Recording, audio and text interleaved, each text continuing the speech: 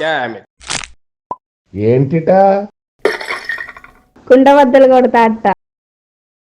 నమస్కారం, కుండబద్దల ప్రేక్షకులకి స్వాగతం. టీటీడీ కల్తీ నెయ్యి కుంభకోణంలో నిన్న సిట్టు ఒక అరెస్టు ద్వారా చాలా కీలక ఆధారాలు సంపాదించింది అనేది ఈ రోజున బాగా హల్చల్ చేస్తున్న వార్త.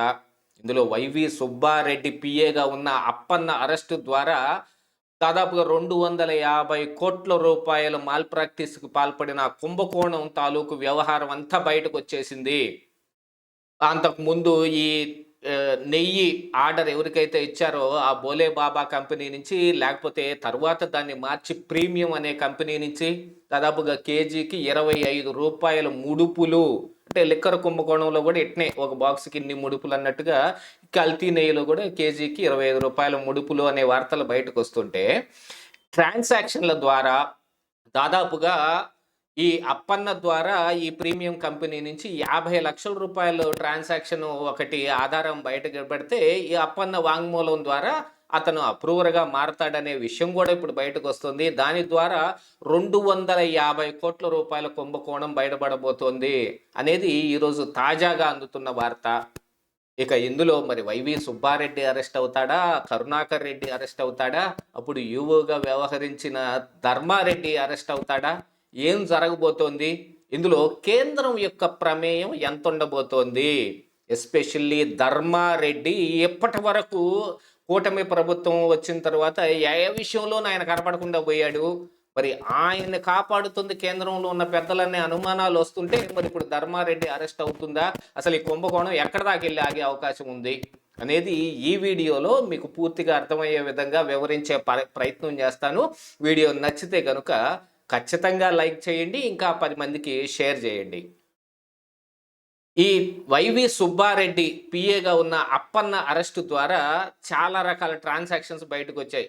ఎందుకంటే ఈ కుంభకోణంలో ఏఆర్ డైరీ పాత్ర ఎంత ఉంది, లేకపోతే ఈ బోలే బాబా డైరీ పాత్ర ఎంత ఉంది అనేది వరుసగా వెరిఫై చేసుకుంటున్న దాంట్లో నిన్న ఈ వైవి సుబ్బారెడ్డి పిఏని అరెస్టు ద్వారా రాజకీయ పరంగా అరెస్టులు మొదలయ్యాయి అనేది అయితే కనపడుతోంది. ఎందుకంటే ఇప్పటి వరకు ఈ డైరీలకు సంబంధించిన ఈ అధికారులు కావచ్చు, లేకపోతే ఉద్యోగులు కావచ్చు, లేకపోతే మిగతా వాళ్ళ మీద ఎక్కువ అరెస్టులు దృష్టి సారించారు, కానీ రాజకీయం పరంగా ఇది టర్న్ ఆఫ్ తీసుకోలే.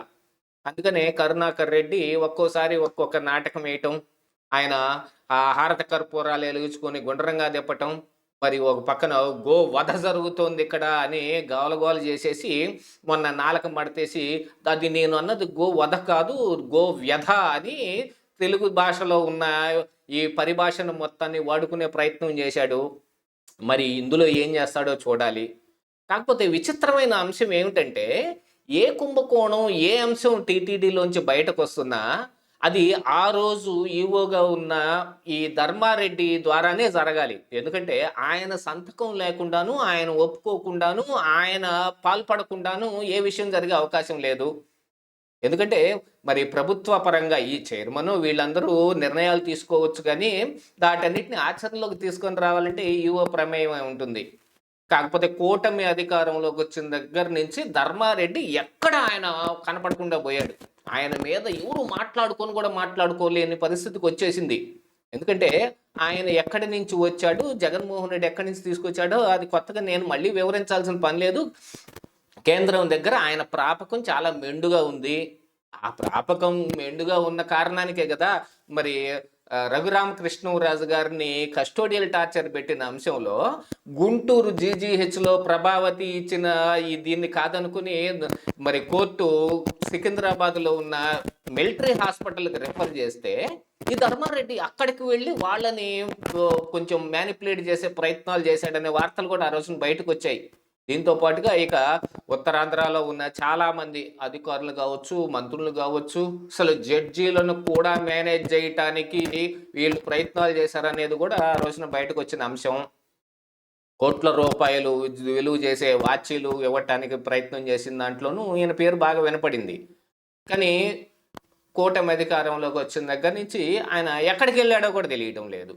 ఇప్పుడే కొత్తగా ఈ అప్పన్న అరెస్ట్ తర్వాత ధర్మారెడ్డి సంతకం పెట్టకుండా ఇది మారే అవకాశం లేదు. ఎందుకంటే బోలే బాబా డైరీ మీద దగ్గర వీళ్ళు లంచం అడిగితే వాళ్ళు అందుకు ఒప్పుకోని కారణానికి మరి కేజీకి రూ. 25 ఇవ్వనన్నారో ఏమో రూ. 330కి వాళ్ళే అలా అడల్టరేటెడ్ ఈ గీని సప్లై చేస్తా ఉంటే ఇంక అందులో ఇంకా మ్యానిపులేషన్కి పాల్పడాలి అంటే మరి ఇంకేం చేయదలుచుకున్నాం మా వల్ల కాదన్నారేమో.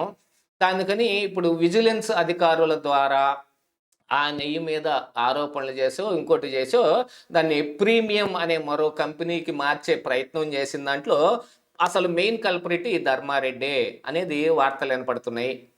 ఈ ప్రీమియం కంపెనీ తోటి ఈ వైవి సుబ్బారెడ్డికి పిఏగా ఉన్న ఈ అప్పన్న ఈ ఈ మ్యానిపులేషన్ మొత్తాన్ని నడిపాడు, ఈ గ్రంథం మొత్తం నడిపాడు అని వాళ్ళ దగ్గర నుంచి డైరెక్ట్గా 50 లక్షల రూపాయలు ఈయనకు ముట్టినట్టుగా ట్రాన్సాక్షన్స్ ఉండటం కానీ, మరి ఈ సమయంలో దాదాపుగా 6 లక్షల కేజీలు నెయ్యి వాళ్ళ దగ్గర నుంచి తీసుకున్నట్టుగా కొన్ని ఆధారాలు కూడా కనిపిస్తుంటే మొత్తం కలిపి లెక్కేస్తే దాదాపు 17 కోట్లు కనపడుతుంటే ఇది కేవలం అప్పన్న స్థాయిలోనే జరిగింది అని అనుకుంటే ₹1 పైన ఉన్న దేన్నైనా సరే పైనున్న మహానుభావులు వదిలిపెడతారా? కింద మీరు మేసేయండి అమ్మా, మీరు తినేసేయండి అని వాళ్ళకి ఏం అట్టి పెట్టరు కదా. లేకపోతే పైనున్న వాళ్ళకి తెలియకుండా వీళ్ళు చేయగలిగేది ఏం లేదు. వీళ్ళు ఏం చేసినా వాళ్ళ కోసం చేయటమే. వీళ్ళు కేవలం బలి పశువులు అవుతారు తప్ప మామూలు మేతంతా పోయి చేరేది ఆ వాములోకే, ఆ వాములో దాచిపెట్టబట్టానికే. ఇళ్ల నిండుగా డబ్బులు కట్టలు పేర్చుకుని వరుసగా లెక్కేసుకుంటున్న వీడియోలు కూడా మనం గతంలో ఈ లిక్కర్ కుంభకోణంలో చూసాం. అట్లాంటి ఇంకా ఎన్ని ఇళ్ళు బయటపడతాయో, వీటిల్లో కూడా ఏం బయటకు వస్తాయో తెలియటం లేదు. ఈ విషయం ఎలా ఉంటే ఇప్పుడు అప్పన్న అప్రూవర్గా మారబోతున్నాడనే వార్త అయితే అందుతోంది. దాంతో ఇక మొత్తం పటాపంచలైపోతుంది ఈ కుంభకోణం మొత్తం అనే ఊహాగానాలు వినిపిస్తున్నప్పటికీ ఇందులో మరి ధర్మారెడ్డి ఉన్నాడు కాబట్టి కేంద్రంలో ఉన్న పెద్దలు ఎందుకు అంగీకరిస్తారా? ఎందుకంటే మళ్ళీ వాళ్ళ అంగీకారం ఏమిటి అన్నప్పటికీ ఈ రోజున ఈ ఓపెన్ సీక్రెట్ని మళ్ళీ మళ్ళీ పదే పదే చెప్పుకోవాల్సిన అవసరం లేదు. ఇప్పుడు ఈ రాష్ట్ర ప్రభుత్వం కూడా కేంద్ర ప్రభుత్వం చెప్పినట్టుగా చేస్తుంటే కనపడతా ఉంది. మరి లిక్కర్ కుంభకోణంలో కూడా చాలా అంశాలు వాళ్ళ ద్వారానే మ్యానిపులేట్ చేయబడుతున్నాయి అనే వార్తలు కూడా బాగా వినపడుతూ ఉన్నాయి. అలాంటిది ఈ నెయ్యి కల్తీ నెయ్యి దాంట్లో ధర్మారెడ్డిని కాపాడటానికి పైనుంచి ఎవరైనా వస్తారా? ఆయన కాపాడే క్రమంలో మరి వైవి సుబ్బారెడ్డి, కరుణాకర్ రెడ్డి వీళ్ళు కూడా తప్పించుకొని పోతారా? అంటే వాళ్ళకి కావాల్సిన మనిషిని తప్పించడానికి కావాలంటే కుంభకోణాన్ని నీరుగార్చేసే ప్రయత్నాలు అందరూ చేస్తూ ఉన్నారు. అరే ఇక బీజేపీ నుంచి వచ్చిన భానుప్రకాష్ రెడ్డి లాంటి వాళ్ళు ఏదో మిగతా అంశాల్లో చాలా పరకామని అంశంలో అయితే ఆయన చాలా గట్టిగా పోరాటం చేస్తున్నాడు. మరి ఈ కుంభకోణం విషయంలో ఏం చేస్తాడు? వాళ్ళు మాట తీరు ఎలా ఉంటుంది అనేది ఒకటి చూడాలి. దీంతో పాటుగా సిట్ అయినా ఏమిటి, సిఐడి అయితే ఏమిటి, సిబిఐ అయితే ఏమిటి, ఈడీ అయితే ఏమిటి, కేంద్ర పెద్దల ఆశీస్సులు ఉంటే గనక అంత గప్చుప్ సాంబార్ బుడ్డి అయిపోవా?